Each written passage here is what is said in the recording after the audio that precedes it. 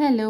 അപ്പോൾ ഇതൊരു ബ്രൗണിയുടെ recipe video ആണ്. എന്നോട് കുറച്ച് പേരൊക്കെ ചോദിച്ചിട്ടുണ്ടായിരുന്നു. അപ്പോൾ ഞാൻ വീഡിയോ ആയിട്ട് ചെയ്യാമെന്ന് വെച്ചതാണ്. ഞാൻ സ്റ്റൗ ടോപ്പിലാട്ടോ ബ്രൗണി ബേക്ക് ചെയ്യുന്നത്. അപ്പം കറക്റ്റ് ഇൻഗ്രീഡിയൻസിൻ്റെ മെഷർമെൻറ്റൊക്കെ കമൻറ്റ് ബോക്സിൽ ഞാൻ കൊടുക്കാം.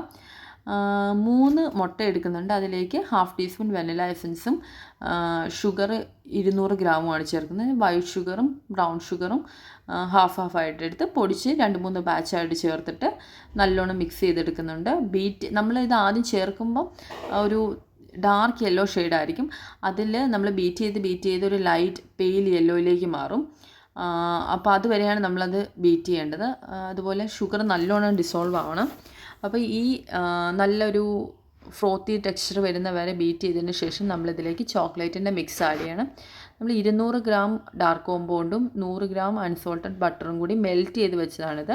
അത് ആ എഗ് മിക്സ്ചറിലേക്ക് ചേർത്തിട്ട് നല്ലോണം മിക്സ് ചെയ്തെടുക്കുക.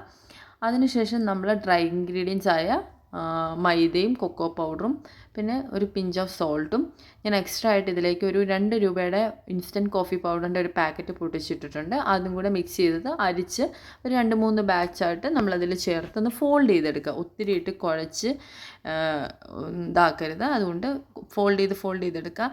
ആ ബ്രൗണി ആ ഒരു മൈദയുടെ ഇത് പൊടിയായിട്ട് കാണാത്ത അത്രയും ഫോൾഡ് ചെയ്താൽ മതി. അപ്പം അത്രയും നമ്മൾ ഫോൾഡ് ചെയ്തിട്ട് ഇതൊരു ടിന്നിലേക്ക് മാറ്റുക. നമ്മൾ ഏത് ടിന്നിലാണോ ബേക്ക് ചെയ്യുന്നത് അതിലേക്ക് മാറ്റുക. അപ്പം ഞാനിതിന് മുമ്പ് നമ്മുടെ പ്രീ ഹീറ്റ് ചെയ്ത് വെച്ചിട്ടുണ്ടായിരുന്നു നമ്മുടെ പാത്രം. നമ്മൾ സ്റ്റൗ ടോപ്പിലാണ് ചെയ്യുന്നത്. അതുകൊണ്ട് തന്നെ ആ പാത്രം നമ്മൾ പ്രീ ഹീറ്റ് ചെയ്യാൻ വെക്കണം.